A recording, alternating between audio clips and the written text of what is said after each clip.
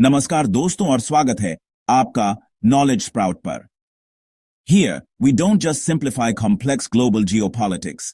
We decode the intricate web of power dynamics, strategic maneuvers, and hidden agendas that shape our world.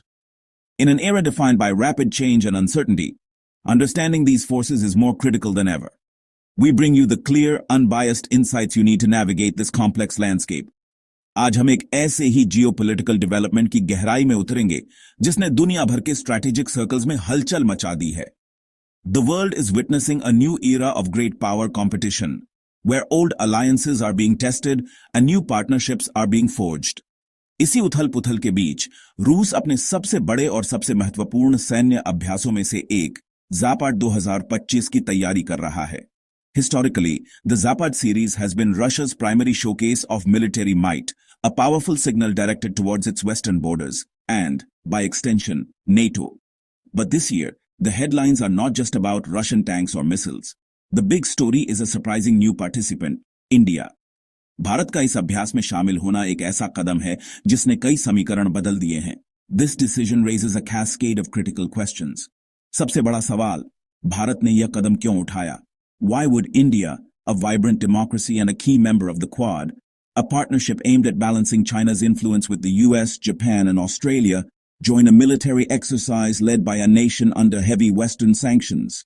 What does this mean for India's carefully nurtured relationship with Washington and its European partners?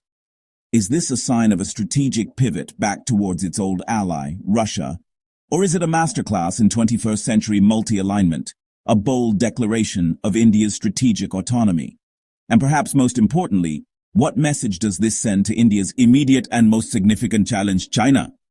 इन सभी सवालों के जवाब आसान नहीं हैं, and they lie at the heart of India's foreign policy. इस video में हम इन्हीं जवाबों की तलाश करेंगे.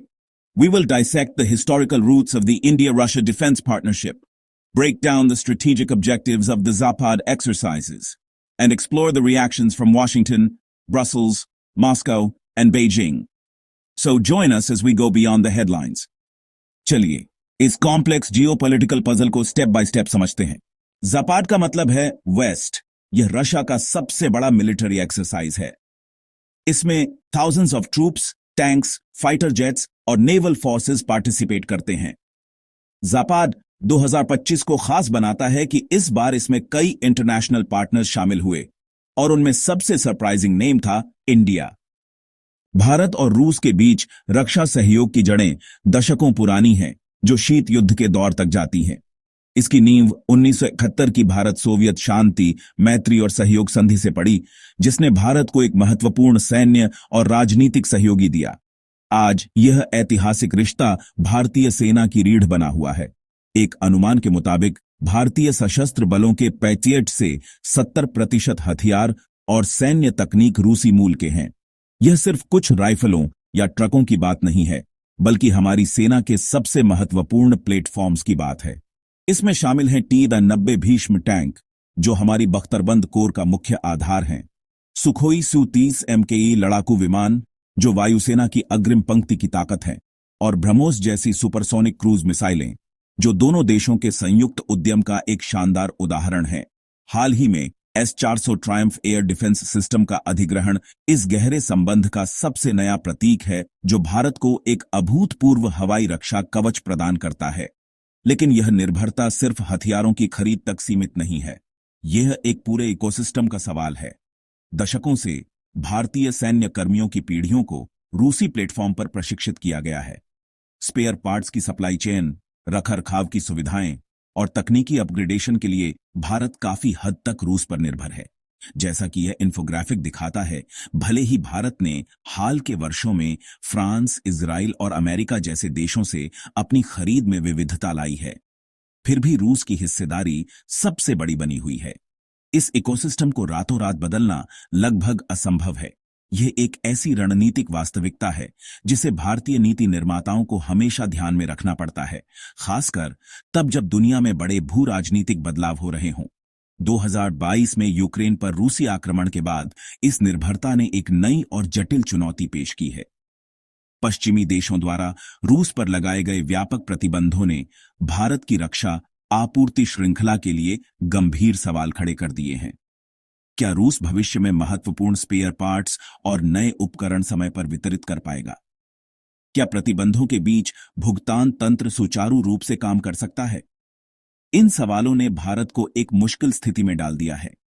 एक तरफ उसे अपनी सैन्य तैयारियों को बनाए रखने के लिए रूसी आपूर्ति की आवश्यकता है और दूसरी तरफ उसे अपने बढ़ते पश्चिमी सहयोगियों, विशेष रूप से अमेरिका के साथ संबंधों को संतुलित करना है।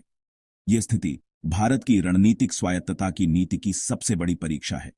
तो फिर भारत रूस के साथ झापद जैसे सैन्य अभ्यासों में क्यों भाग लेता है, जबकि वह क्वाड जैसे पश्चिमी गठबंधन का भी एक प्रमुख सदस्य है? इसका जवाब रणनीतिक स्वायत्तता के सिद्धांत में निहित है। यह भारत की विदेश नीति का मूल मंत्र है, जिसका अर्थ है कि भारत किसी एक गुट या ब्लॉक से बंध कर नहीं रहेगा और अपने राष्ट्रीय हितों के आधार पर स्वतंत्र निर्णय लेगा। रूस के साथ अभ्यास करना इसी नीति का एक प्रदर्शन है। यह दुनिया को, विशेष रूप से पश्चिम को, यह याद दिलाता है कि भारत के अपने स्वतंत्र संबंध हैं और वह किसी के दबाव में नहीं आएगा। वहीं दूसरी ओर क्वाड देशों के साथ मालाबार जैसे नौसैनिक अभ्यास में भाग लेना हिंद प्रशांत क्षेत्र में चीन के बढ़ते प्रभाव को संतुलित करने की भारत की प्रतिबद्धता को दर्शाता है। यह एक नाजुक संतुलन है, जिसमें भारत एक ही समय में महाद्वीपीय और समुद्री दोनों क्षेत्रों में अपनी स्थिति मजबूत कर रहा है। भारत के इस कदम के अलग अलग देशों के लिए अलग अलग मायने हैं। पश्चिमी देशों, खासकर अमेरिका के लिए यह अक्सर निराशा का स्रोत होता है। वे भारत को हिंद प्रशांत में एक प्रमुख लोकतांत्रिक भागीदार के रूप में देखते हैं और चाहते हैं कि वह रूस के खिलाफ एक मजबूत रुख अपनाए। भारत का रूस के साथ सैन्य अभ्यास करना इस एकजुटता को कमजोर करता हुआ प्रतीत होता है। रूस के लिए यह एक बड़ी कूटनीतिक जीत है। यह दर्शाता है कि पश्चिमी प्रतिबंधों के बावजूद वह दुनिया में अलग थलग नहीं पड़ा है और भारत जैसी एक बड़ी वैश्विक शक्ति उसके साथ खड़ी है। और चीन के लिए यह एक मिला जुला संकेत है।